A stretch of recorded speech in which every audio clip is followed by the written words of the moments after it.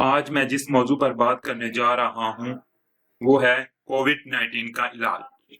جیسے کہ آپ کو معلوم ہے کہ اس وبا کی وجہ سے پوری دنیا میں تباہی پھیلی ہوئی ہے اور اسی وجہ سے اس کے علاج کے لیے پوری دنیا کی 6 بڑی کمپنیاں اس کا علاج دریافت کرنے میں لگی ہوئی ہیں۔ کورونا نے پوری دنیا میں بہت زیادہ تباہی پھیلا دی اور بڑے بڑے ترقی یافتہ ممالک کی معیشت کو تباہی کے کنارے پر لا کھڑا کر دیا ہے۔ یورپین کنٹریز جیسا کہ امریکہ، چائنا، فرانس، کینیڈا، یوکے، ان جیسے ممالک بھی کورونا کی وجہ سے بہت زیادہ خوفزدہ ہیں اور ابھی تک کوئی بھی علاج دریافت نہیں ہو سکا۔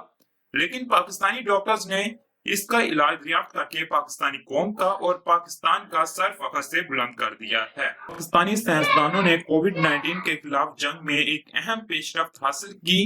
ڈاؤ یونیورسٹی کی تحقیقاتی ٹیم نے کورونا وائرس کے بازیاب مریضوں سے حاصل پلازما کے ساتھ نصف امیونو گلوبولین تیار کیا، جس کے ذریعے کووڈ-19 کے متاثرین کا علاج کیا جا سکتا ہے۔ وائس چانسلر پروفیسر ڈاکٹر محمد سعید قریشی نے اسے کووڈ-19 کے خلاف جنگ میں ایک اہم پیش رفت ثابت کر دیا ہے اور انہوں نے مزید کہا کہ یہ طریقہ ایک محفوظ، کم خطرہ اور کورونا وائرس کے خلاف انتہائی مؤثر ہے۔ اس طریقہ کار کے ذریعے امیونو گلوبولین کورونا سے بازیاب مریضوں کے خون میں پائے جانے والی اینٹی باڈیز کو الگ کرنے کے بعد تیار کیا جاتا ہے۔ یہ طریقہ کار پلازما تھراپی سے کافی مختلف ہے اور یہ بھی خیال رکھنا چاہیے کہ ہائپر امونیو گلوبولین HIV کے ذریعے علاج کو عام حالات کے لیے امریکی federal agency food and drug administration FDA نے منظور کیا ہے۔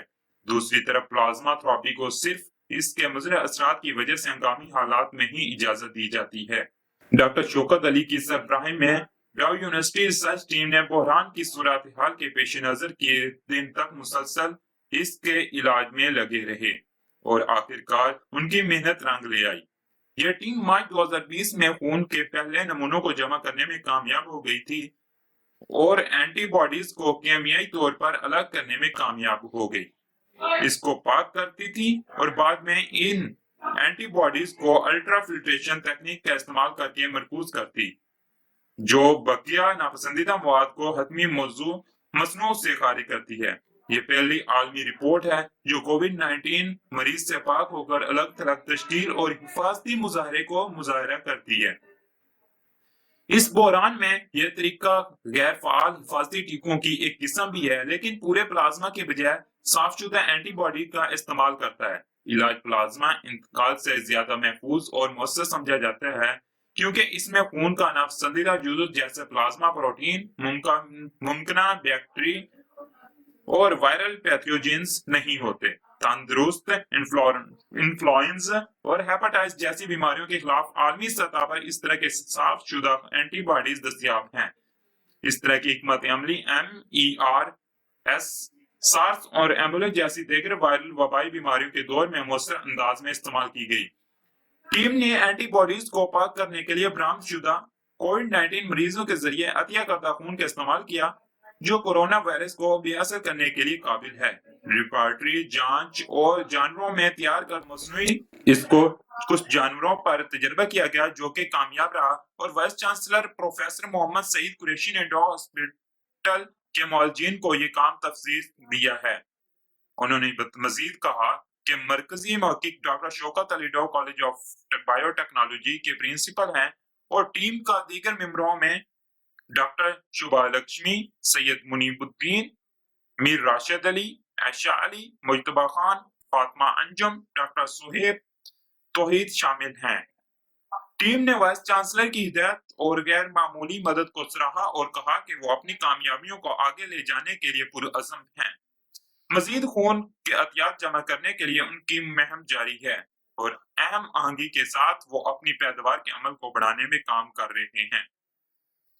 یہ کووڈ-19 بیماریوں کی شرح اموات پر قابو پانے کے لیے ہے بین الاقوامی کوششوں کی طرف ایک بڑا قدم ہے۔ پہلے ہی 6 عالمی شہرت یافتہ ملٹی نیشنل کمپنیاں بازیاب مریض سے IVIG تیار کرنے کے لیے اس طرح کی سمت آگے بڑھنے کے لیے ہاتھ جوڑ چکی ہے۔ اس سلسلے میں ڈاؤ یونیورسٹی نے اس تناؤ کے خلاف پہلا مقامی IVIG تیار کرنے میں برتری حاصل کی ہے، جس کی وجہ سے پاکستان میں کووڈ 19 بیماریاں پیدا ہو رہی ہیں۔ اس سے پہلے ہی یہ دکھایا گیا کہ کووڈ 19 میں پاکستان میں رونما ہونے والے تناؤ میں کچھ کمی ہوئی ہے، لہٰذا یہ توقع کی جاتی ہے کہ مقامی وائرس کے تناؤ کے خلاف مقامی IVIG بہت مفید اور کارآمد ثابت ہوگا۔ وزیر صحت معاون خصوصی صحت ڈاکٹر ظفر مرزا نے اس علاج کی باقاعدہ منظوری دے دی ہے۔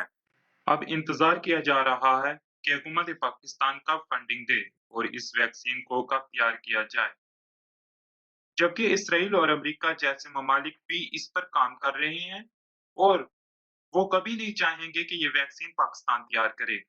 WHO بھی کبھی نہیں چاہے گا کہ یہ ویکسین پاکستان میں تیار کی جائے، کیونکہ امریکہ جیسے ممالک اس کو 15% تک فنڈنگ دے رہا ہے۔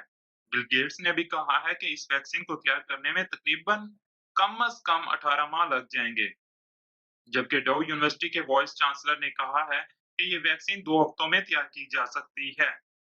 برطانیہ میں بھی اس پر ریسرچ کی جا رہی تھی، لیکن اس ریسرچ کو رکوا دیا گیا ہے۔